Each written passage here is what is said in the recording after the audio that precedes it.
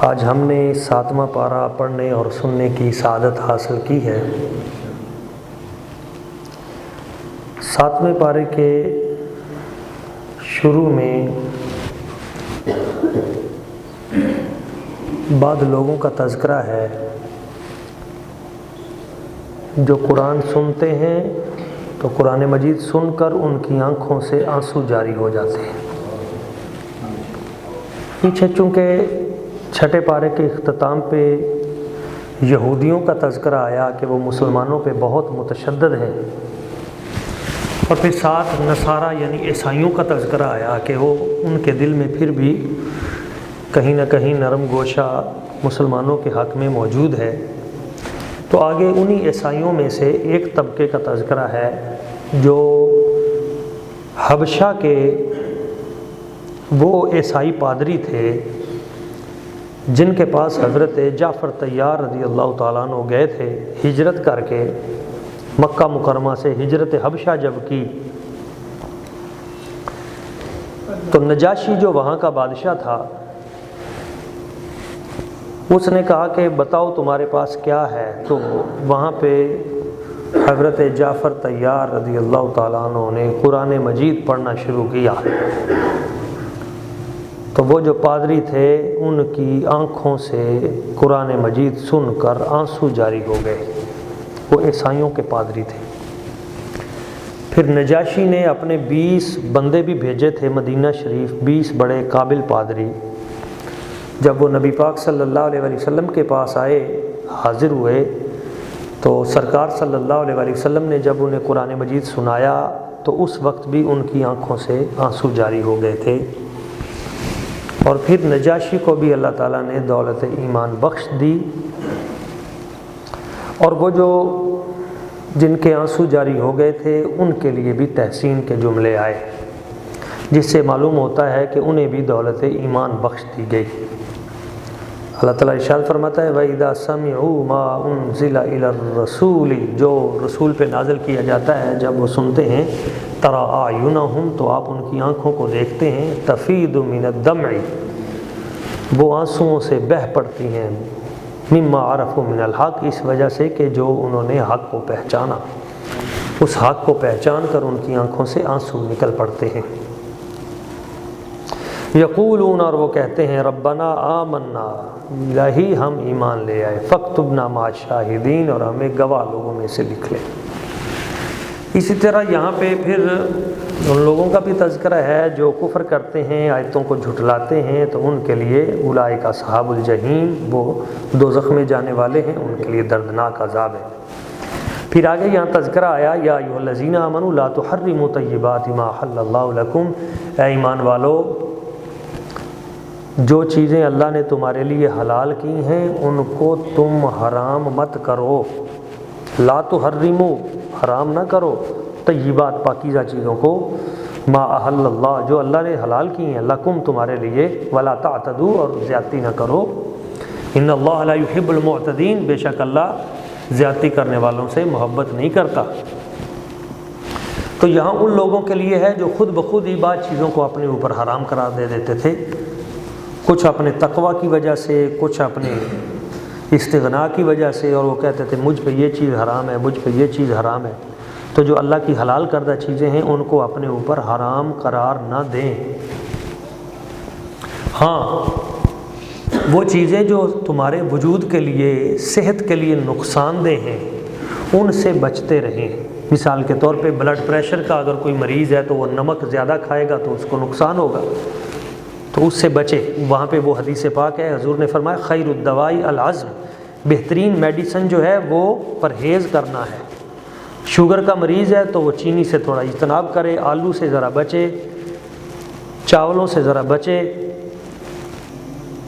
ہمارے ہاں یہ ہوتا ہے کہ جو شوگر والے ہیں وہ چائے جو ہے وہ تو پھیکی پیتے ہیں، لیکن مٹھائی جو ہے نا وہ رگڑ جاتے ہیں، حالانکہ ان کو بچنے کا حکم ہے قرآن مجید کے اندر کہ وَلَا تُلْقُوا بِأَيْدِيكُمْ إِلَى التَّهْلُكَةِ، اپنے ہاتھوں سے اپنے آپ کو ہلاکت میں نہ ڈالو۔ تو یہ بھی اپنے آپ کو ہلاکت میں ڈالنا ہی ہے، لیکن کسی چیز کو اپنے اوپر حرام مت کرو۔ اس سے وہ لوگ بھی تھوڑا سا جو ہے وہ خدا کا خوف کھایا کریں جو مسلمانوں کی ہر شے کوئی حرام دینے پہ تلے ہوئے ہیں. بھائی کوئی ختم شریف ہے، قرآن مجید کی 2 آیتیں پڑھ لی ہیں کھانے کے اوپر، وہ کہیں گے حرام ہو گیا. وہ جناب شب برات کو کسی نے حلوہ پکا لیا ہے تو وہ حرام ہو گیا. کھیر بنا لی ہے وہ حرام ہو گیا. بھئی یہ حلال چیزیں اللہ کی حلال کردہ چیزیں ہیں، اور اگر قرآن مجید ان پہ پڑھ دیا جائے تو برکت زیادہ ہوگی یا کم ہوگی؟ زیادہ ہوگی نا. دیکھیں نا، ایک آیت پڑھنے سے، بسم اللہ الرحمن الرحیم پڑھنے سے برکت آتی ہے، اس لیے حکم ہے پڑھا کرو.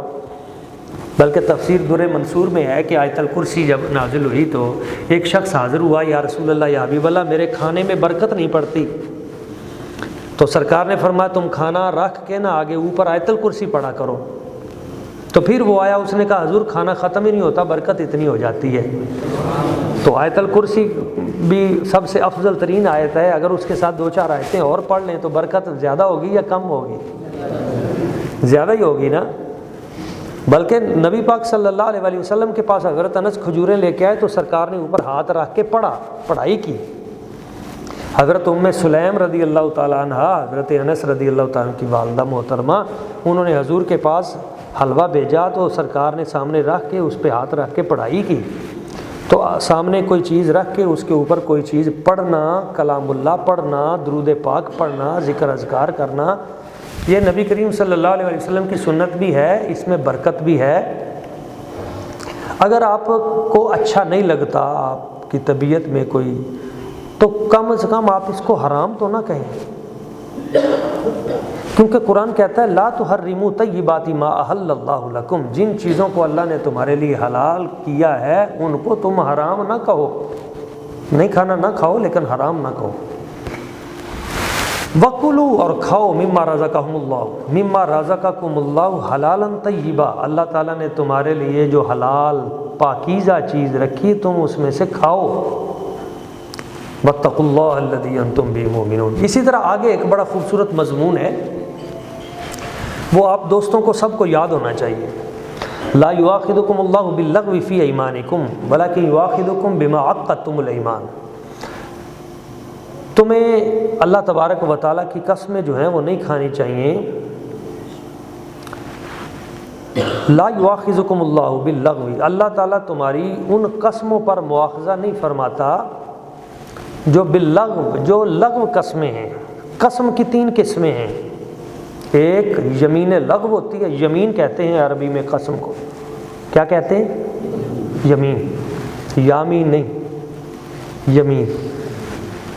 یمین لغو ہوتی ہے ایک یمین غموس ہوتی ہے، اور ایک یمین منعقدہ ہوتی ہے. یہ 3 کے قسمیں ہوتی ہیں. یمین لغو ہوتی ہے کہ فضول قسم، ایسے بعض لوگوں کی عادت ہوتی ہے ایسی قسم، اللہ دی قسم موتوں دی لگیا سا گزرا وہاں تے تھا نہیں، ایسی قسم. تو یہ یمین لغو ہوتی ہے، فضول قسم، ان کا شمار نہیں ہوتا. یہ ایسی عادت بعض لوگوں کی بنی ہوتی ہے، ان سے بچنا چاہیے.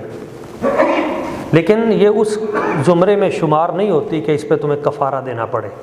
ایک یمین غموس ہوتی ہے، وہ یہ ہے کہ تم جانتے بوجھتے ہوئے جھوٹی ماضی حال کی قسم کھا دیتے ہو کہ خدا کی قسم کل جو ہے نا وہ یہ کام ہوا تھا، حالانکہ وہ ہوا نہیں تھا. ماضی کا اور حال کے بارے میں، یعنی گزرے ہوئے وقت یا آج جو حال ہے اس کے بارے میں تم قسم کھا دیتے ہو، تو اس کو یمین غموس کہتے ہیں. اس کا گناہ ہے، اس کا گناہ ہے، مگر اس کا کفارہ نہیں ہے، اس کی توبہ کرنی چاہیے. تیسری جو قسم ہے وہ ہے یمین منعقدہ، مستقبل کے حوالے سے قسم. کہ کوئی بندہ قسم کھا لیتا ہے کہ خدا کی قسم میں کل فلاں مسجد میں جاؤں گا، یا خدا کی قسم میں فلاں جگہ پہ یہ کام کروں گا. کوئی مرنے مرانے کی قسمیں بھی کھا لیتے ہیں آپس میں. تو یہ جو مستقبل کی قسمیں ہوتی ہیں نا، ان کو یمین منعقدہ کہتے ہیں. مستقبل کے حوالے سے کسی نے اپنی جاب کی قسم کھا لی، کسی نے شادی کی قسم کھا لی، کسی نے کوئی قسم کھا لی، مستقبل کے حوالے سے یہ سب سے اہم قسم ہے۔ یہ قسم کل کو جب پوری نہیں ہوتی تو پھر تم پہ کفارہ لازم آتا ہے، پھر تم پہ کیا ہوگا؟ کفارہ۔ اب آپ کو پتہ ہونا چاہیے کہ آپ نے اگر جھوٹی قسم کھا لی ہے تو اس قسم کو توڑنے کا کفارہ کیا ہے۔ تو یہاں 7ویں پارے کے شروع میں اس کا کفارہ بیان کیا گیا ہے، فَكَفَّارَتُهُ إِطْعَامُ 10 مَسَاكِينَ مِنْ أَوْسَطِ مَا تُطْعِمُونَ۔ تو 10 بندوں کو کھانا کھلانا پڑے گا۔ آپ نے مستقبل کے حوالے سے کوئی قسم کھائی تھی، قسم جھوٹی پڑ گئی، آپ اس مقام پہ پورا نہ اتر سکے، تو پھر 10 بندوں کو کھانا کھلائیں۔ 2 وقت کا کھانا کھلانا ہے، 1 وقت کا نہیں، اور 2 وقت کا کھانا اس طرح کا کھلانا ہے جس طرح کا خود کھاتے ہیں، اس طرح کا کھانا 2 وقت کا 10 بندوں کو آپ نے کھلانا ہے۔ کھانا نہیں کھلا سکتے او کسوتہم، پھر 10 بندوں کو سوٹ لے دیں، ایک 10 سوٹ جو ہیں، ادھر ہمارے 10-15 طالب علم ہیں رہتے ہیں، پھر ان کو ایک سوٹ لے دیں۔ او تحریر رقبہ، یا پھر تیسری جو چیز ہے تحریر رقبہ، وہ ہے کہ غلام آزاد کریں۔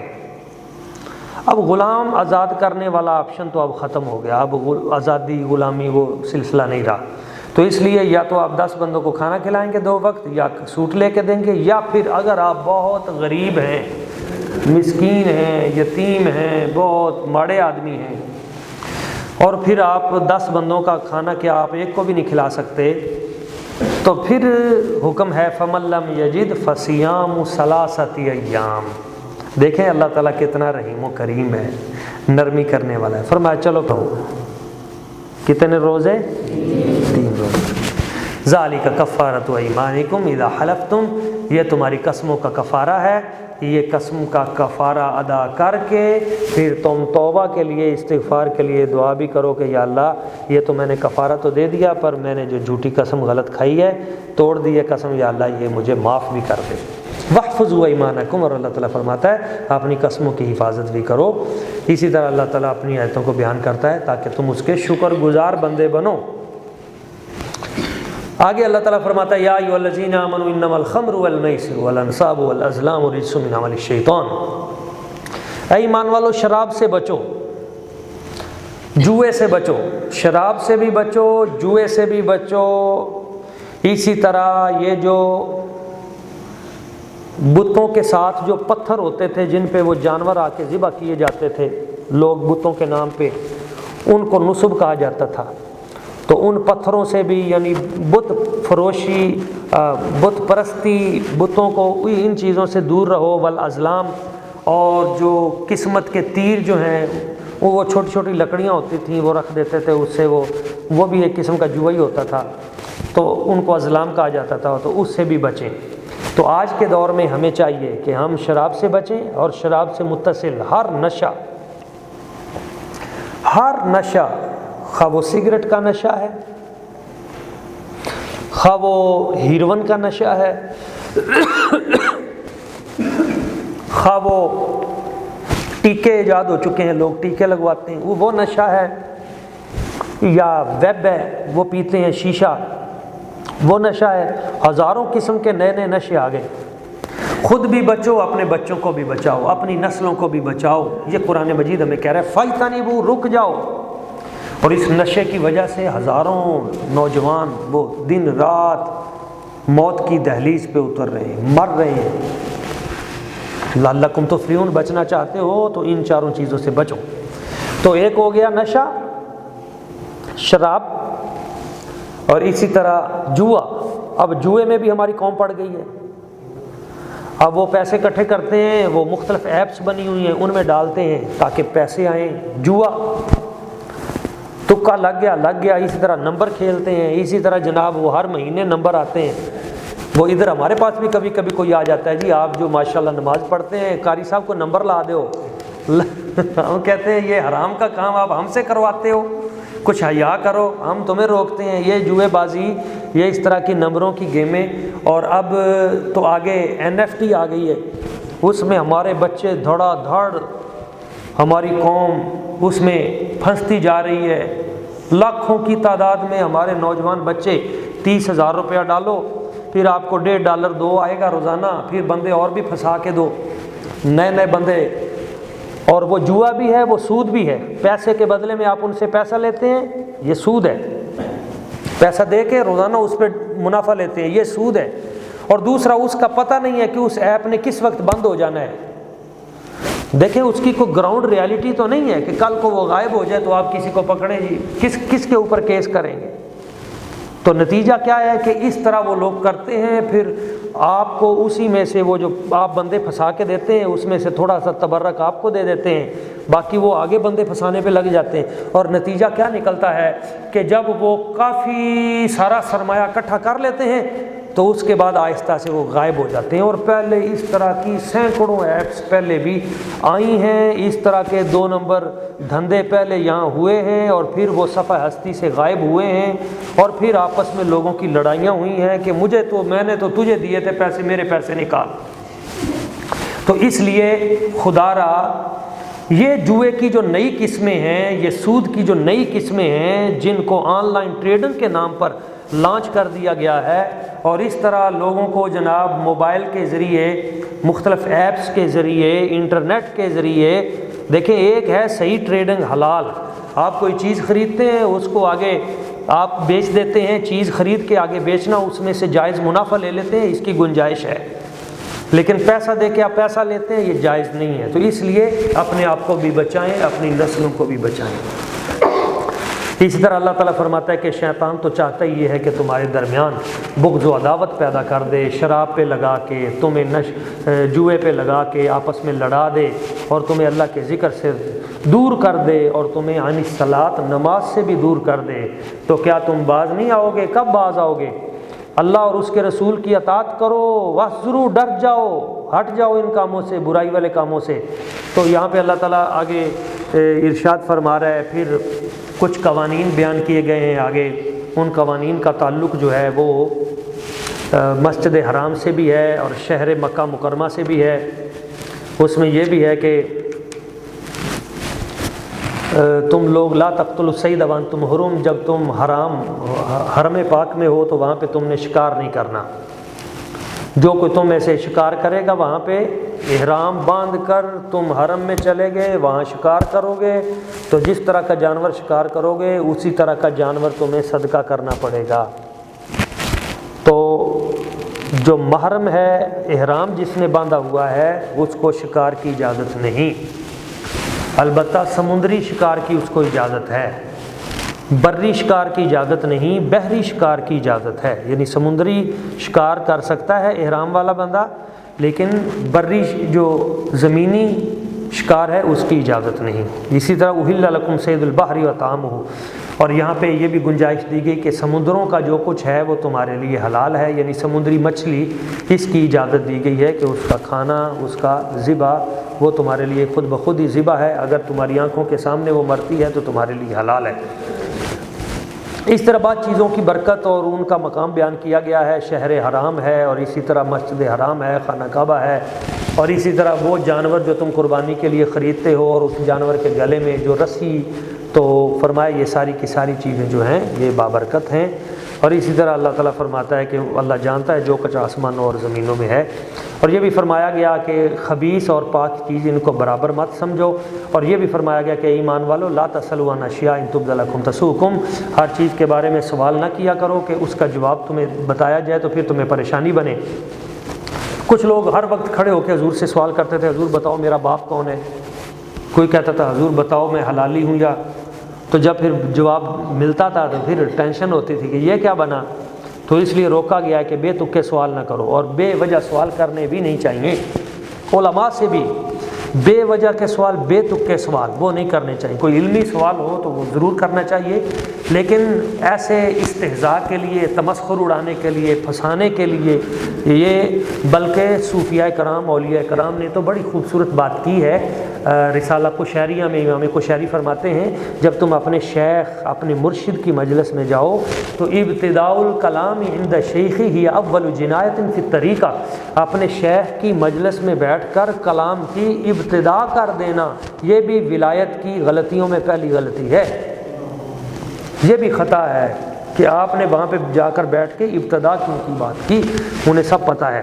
اس طرح فرمایا ما جعل اللہ من بحیرۃ ولا صائبۃ ولا وسیلۃ ولا حام، اور یہ بحیرہ اور صائبہ اور وسیلہ اور حام یہ کوئی چیز نہیں ہے، یہ وسیلہ سین والا نہیں ہے، یہ سواد والا وسیلۃ ہے، کہیں وہ وسیلہ نہ سمجھ لیں، وہ بڑی چیز ہے، اس کے پیچھے آیت گزر چکی ہے، یا ایھا الذین آمنوا اتقوا اللہ وابتغوا الیہ الوسیلہ، اے ایمان والو اللہ سے ڈرو اور وسیلہ تلاش کرو، یہ سواد والا وسیلہ ہے، یہ دھیان رکھنا، کہیں کوئی یہ پڑھ کے آپ کو اس کا معنی نہ بتا دے۔ یہ وسیلہ کیا ہے؟ یہ اللہ تعالیٰ فرماتا ہے کہ یہ جو بحیرہ ہے، صائبہ ہے، وسیلہ ہے اور حام ہے، یہ کوئی شے نہیں ہے۔ یہ نا عرب لوگ اپنی اونٹنیوں میں سے کچھ اونٹنیاں ہوتی تھیں، وہ کہتے تھے یہ اونٹنی ہم نے بتوں کے نام پہ چھوڑ دی ہے، اس کا دودھ صرف بتوں کے جو پتھر ہوتے تھے انہی پہ بہایا جائے گا، اس کو بحیرہ کہتے تھے۔ کچھ اونٹنیاں ہوتی تھیں ان کے کان کاٹ کے چھوڑ دیتے تھے، 4-5 بچے دے دیتی تھی، اس کے کان کاٹ کے چھوڑ دیتے تھے صحرا میں، یہ جدھر مرضی چرے، اس کو چھیڑنا نہیں ہے، تو اس کو صائبہ کہتے تھے۔ اور کچھ اونٹنی ہوتی تھی جو 3-4 بچے مادہ ہی دیتی تھی، یعنی اونٹنی نے اونٹنی دی بار بار، تو اس کو وسیلہ کہتے تھے، اس اونٹنی کو، اس کو بھی وہ بتوں کے نام پہ چھوڑ دیتے تھے۔ بلا حام، اور کچھ اونٹ ہوتے تھے بہت ساری اونٹنیوں کے ساتھ جو ہوتے تھے، اور پھر اس کے بعد ان کو جب وہ زیادہ عمر کو ہو جاتے تھے تو پھر ان کو وہ بتوں کے نام پہ چھوڑ دیتے تھے۔ تو اللہ تعالیٰ فرماتا ہے ان کی کوئی ویلیو نہیں، کوئی حیثیت نہیں ہے۔ تو جب مکہ فتح ہوا تو یہی جانور جو پکڑے گئے تو صحابہ کرام نے عرض کی یا رسول اللہ صلی اللہ علیہ وسلم، اب ان کو اوپر تو بتوں کے نام ہیں، ان کے اوپر ٹھپے بھی بتوں کے نام کے لگے ہوئے ہیں، اب ان کا کیا کریں؟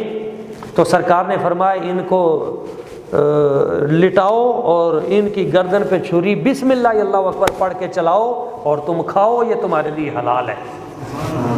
اس کا مطلب ہے کہ یہ جو بعض لوگ کہہ دیتے ہیں کہ کسی جانور پہ کسی شے کا نام آ جائے تو حرام ہو گیا، حرام ایسے نہیں ہوتا۔ جس وقت آپ نے اس کو ذبح کرنا ہے تو بوقت ذبح بسم اللہ اللہ اکبر اگر پڑھا ہے تو پھر وہ جانور حلال ہی ہوتا ہے۔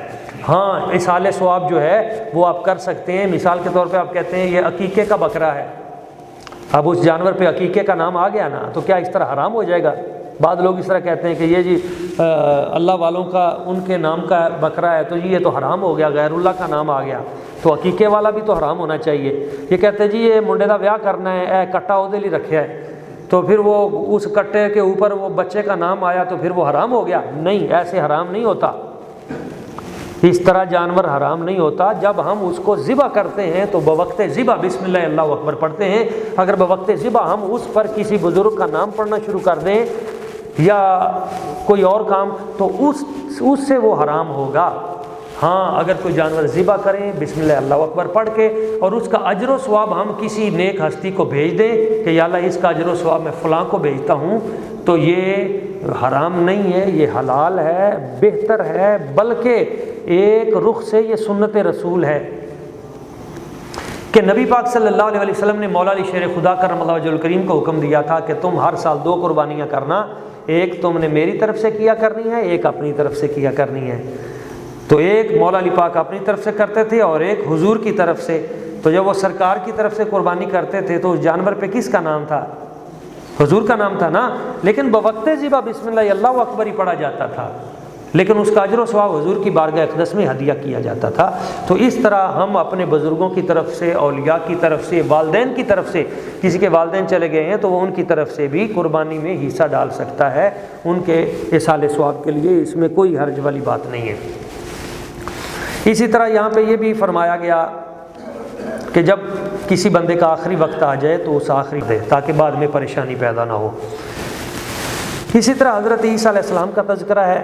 اللہ تعالیٰ فرماتا ہے جب کل قیامت کا دن آئے گا تو اللہ تعالیٰ اس وقت بھی حضرت عیسیٰ علیہ السلام کو بتائے گا کہ یاد کرو میری نعمت کو جو میں نے تم پہ کی اور تمہاری والدہ پہ کی۔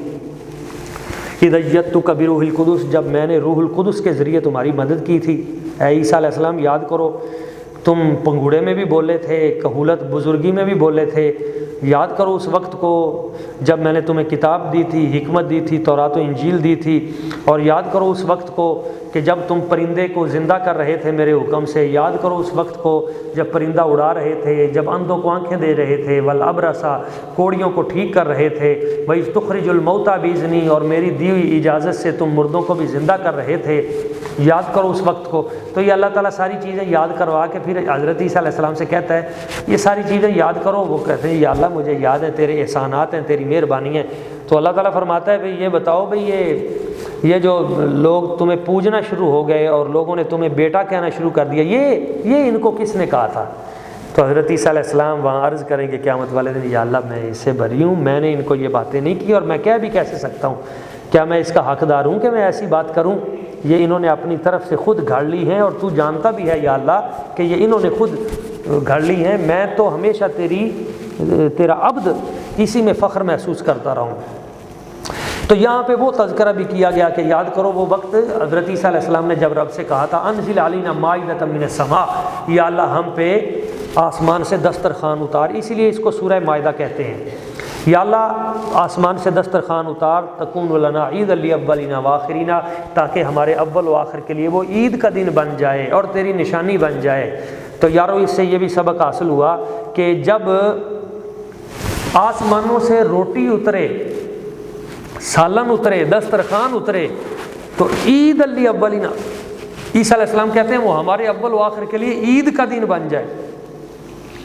جس دن کھانا پینا اترے وہ تو عید کا دن بن جائے، تو جس دن خود ذات رسالت مآب آئیں، نبی پاک صلی اللہ علیہ وسلم آئیں، تو اس کو اگر کوئی عید میلاد النبی کہہ دے، نبی پاک صلی اللہ علیہ وسلم کے میلاد کی خوشی کا دن، تو اس میں کوئی پریشانی والی بات کون سی ہے؟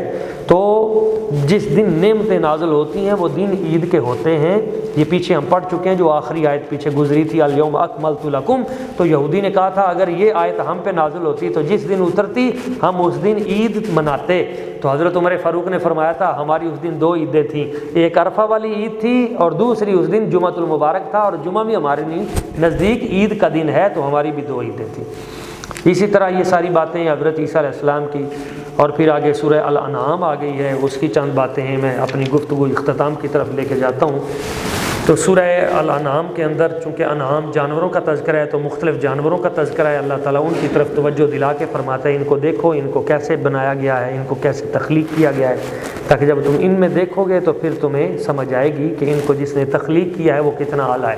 آسمانوں کی بات کی گئی، آسمانوں کو دیکھو، زمین و آسمان کو دیکھو، دن اور رات کو دیکھو، اسی طرح یہ نجوم جو ہیں ستارے، ان کی بات کی گئی، اور پھر حضرت ابراہیم علیہ السلام کا تذکرہ ہوا کہ انہوں نے جس ستارے کو دیکھا تو کہا تو رب ہے، پھر جب چاند کو دیکھا تو رب ہے، پھر کہا جب سورج کو جب یہ ڈوب گئے تو کہا تم رب کیسے ہو سکتے ہو۔ تو یہ استفہامیہ جو تھا سوالیہ، یہ اصل میں یہ نہیں تھا کہ ان کو رب پہ یقین نہیں تھا، یقین تھا، صرف وہ ان لوگوں کو بتانے کے لیے کہ یہ رب کیسے ہو سکتے ہیں، یہ ایک وقت طلوع ہوتے ہیں پھر غروب ہوتے ہیں، چڑھتے ہیں پھر اترتے ہیں، تو رب ایسا تو نہیں ہوتا۔ تو حضرت جناب ابراہیم علیہ السلام ان کی قربانیوں کا تذکرہ بھی ہے، اور پھر یہاں پہ تقریباً 18 نبیوں کا تذکرہ ہے، اور ان 18 انبیاء کرام کے نام ہی بڑی برکت والے ہیں، ان کا نام لے کر جو دعا کی جائے تو اللہ تعالیٰ کی ذات ببرکات ان کے نام پاک کے صدقے سے بھی دعاؤں کو قبول کرتا ہے۔ اور یہاں پہ معجزے کی حقیقت کے حوالے سے بھی باتیں کی گئی ہیں، اور اسی طرح یہاں پہ نباتات کا بھی خاص طور پہ تذکرہ کیا گیا ہے کہ یہ جو نباتات ہیں تو ان کو جب تم دیکھو گے تو ان سے بھی اللہ تعالیٰ کی نشانیاں نظر آئیں گی۔ تو اس طرح اس پارے میں جہاں توحید کی بات ہوئی ہے، رسالت کی بات ہوئی ہے، قیامت کی بات ہوئی ہے، اسی طرح مظاہر فطرت کی بات ہوئی ہے کہ تم آسمانوں کو، زمینوں کو، اور اسی طرح چاند کو، تارے کو، ان سب کو دیکھو، پھر پرندوں کو دیکھو، پھر تم یہ درختوں کو دیکھو اور جانوروں کو دیکھو اور لیل و نہار کو دیکھو، ان تمام چیزوں میں سے تمہیں پتہ چلے گا کہ ان سب کو بنانے والا وہ وحدہ لا شریک اللہ تعالیٰ کی ذات ببرکات ہے۔ تو اللہ کی وحدانیت پہ تمہارا یقین پختہ ہونا چاہیے۔ اللہ تعالیٰ کی بارگاہ میں دعا ہے کہ جو چند چیزیں ہم نے بیان کرنے کی سعادت حاصل کی، ہمیں سمجھنے کی، اس کو آگے پھیلانے کی توفیق عطا فرمائے۔